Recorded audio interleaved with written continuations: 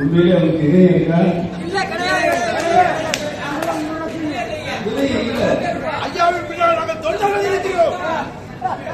என்ன ஒரு தீவு, என்ன ஒரு நம்பிக்கை துரோகம். நம்மை ஆளாக்கிய சாதாரண உறுப்பினராக இபிஎஸ் ஓபிஎஸ் உச்சபட்ச பதவியில் உட்கார வைத்தவர்களை நம்மளால் வந்தவர்கள் நிரந்தர பொதுச்செயலாளர் வாக்குறுதியை, அந்த உச்சபட்ச மரியாதை மாண்புமிகு அம்மாவுக்கு தந்த அந்த மரியாதையை நீக்கிய இரும்பு இதயம் படைத்த அந்த நயவஞ்சகர்கள் கழகத்தினுடைய எப்படி அந்த பொதுக்குழுவில் எவ்வளவு உச்சபட்ச துரோகத்தை அவர்கள் பொதுக்குழுவில் நிறைவேற்றுவார்கள். நான் கேட்கிறேன், எடப்பாடி பழனிசாமியை பார்த்து பன்னீர்செல்வம் என்ன குற்றம், என்ன தவறு செய்தார் சொல்ல முடியுமா? அவனால் முடியாது. சொல்லாமலேயே உச்சபட்ச ஒரு கழகத்தினுடைய ஒருங்கிணைப்பாளர் இருக்கிறவரை கழகத்தை விட்டு நீக்க வேண்டும் என்று சொன்னால் அங்கே பொதுக்குழுவில் தீர்மானம் கொண்டு வர வேண்டும், விவாதிக்க வேண்டும். அந்த விவாதத்துக்கு பின்னாலே உரியவர் நான் எழுந்து பதில் சொல்வதற்கு வாய்ப்பு தர வேண்டும். இவை எதுவுமே செய்யாமல் நீக்கியவராக நம்முடைய மனோஜ் பாண்டியன் அந்த என்று இருந்துச்சு. அங்கே உரிமை குரல் எழுப்பினார்கள்.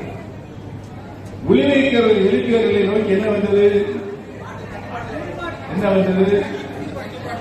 இப்படியா அண்ணா நமக்கு கழகத்தை வளர்த்தார், புரட்சி தலைவர் அன்போடு பாசத்தோடு வளர்த்தார், மாண்புமிகு அம்மா தாயாக என்று இயக்கத்தை அன்புயிரை தந்து காப்பாற்றினார். நாங்கள் என்ன தவறு செய்கிறோம்? என்ன குற்றம் சொல்? சொல்லுவதற்கு உனக்கு தைரியம் காணி தெம்பு இருக்கிறதா? இல்லை, எதுவுமே இல்லை. அம்மா என்னை 2 முறை முதலமைச்சராக்கினார். சின்னம்மா அவர்களும் என்னை ஒரு முறை முதலமைச்சராக்கினார். அம்மா முதலமைச்சராக திரும்பவும் அம்மாவுக்கு நான் திருப்பி தந்தேன். சின்னம்மாவும் என்னை முதலமைச்சராக கேட்டார்கள், கொடுத்து விட்டார்கள். நடந்திருக்கு. உண்மையில் முதலமைச்சராக்கிறார்கள் யார்?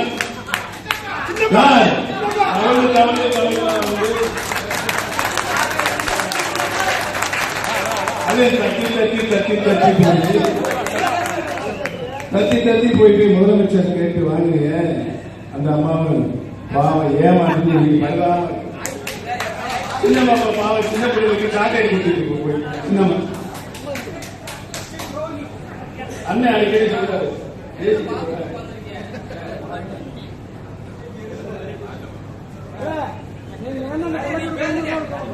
சின்னம்மா ஜெயிச்சிட்டேன்னு சொல்றாரு. அந்த அம்மா இன்னைக்கு ராஜமாதால இருக்க வேண்டிய சின்னம்மா இன்னைக்கு பாருங்க அவருக்கு நிலைமை என்ன. இது தேவையா?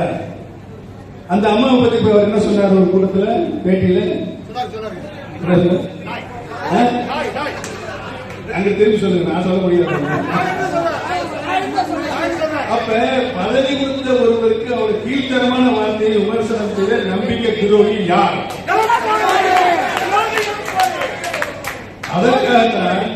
அதற்காகத்தான் இன்னைக்கு இந்த பழனிசாமி முதலமைச்சராக நடத்தப்பட்ட தேர்தல் அத்தனையும் தோல்வி,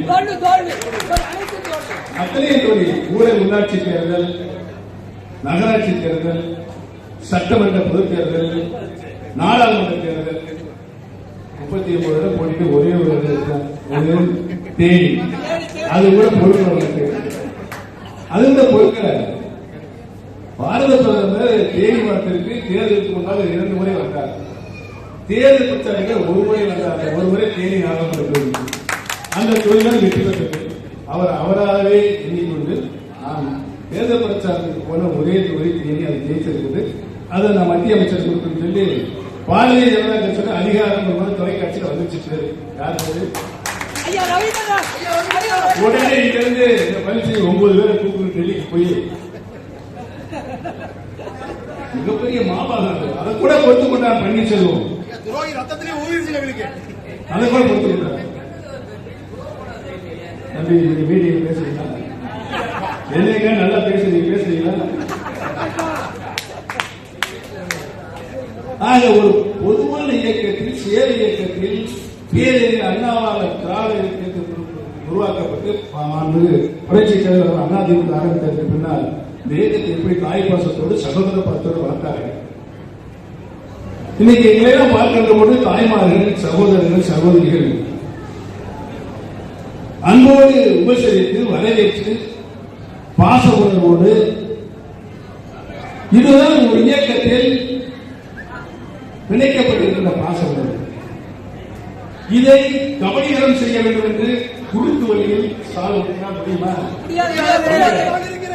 நீ உண்மையாக மாண்பு அம்மாவர்கள் கூட பொது சேவையில் ஈடுபட்டு தாய்மார்களுக்கு ஏழை மக்களுக்கு உதவி செய்ய வேண்டும். இல்ல இந்த குணம் இல்ல. யாராவது நம்ம லேசா பார்த்தவங்க அவன் என்ன முறைச்சு பார்த்தேன் அவன் கோஷ் பண்ணுவார். இதுக்கு ஏன் இந்த தலைமைகள் நிறுவனம் உட்கார்ந்துருக்காங்களா? எதுக்கு உட்கார்ந்துருக்காரு தெரியல. குடிச்சு வச்ச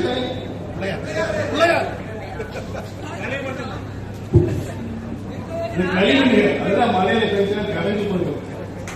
இங்கு உட்கார்ந்திருக்கின்ற நீங்க தான் கொள்கைவாதிகள், கலைஞர்களுடைய துணை குழுக்கள். எவ்வளவு இந்த தீர்ப்பு எத்தனை முறை கண்டாலும் அந்த தீர்ப்பை எப்படி வாங்கினார்கள் என்பதெல்லாம் உலக மக்களுக்கு தெரிந்தாலும் என்னோடு நீங்கள் பயணித்துக் கொண்டிருக்கிற காலமெல்லாம் உங்களுக்கு நான் நன்றி கடன் சொல்லி காட்டுகிறேன். இந்த இயக்கத்திற்கு புரட்சி தலைவர் எம்ஜிஆர், புரட்சி தலைவர் மாண்பு அம்மாவுக்கு கண்ட கனவு ஒரு தொண்டன் தான் கழகத்துடைய உச்சபட்ச பதவிக்கு வர வேண்டும், ஒரு தொண்டன் தான் கழகத்துடைய முதலமைச்சராக நிலையை உருவாக்குவதற்கு தான் நாங்கள் இன்றைக்கு புறப்பட்டு சென்று வருகிறோம்.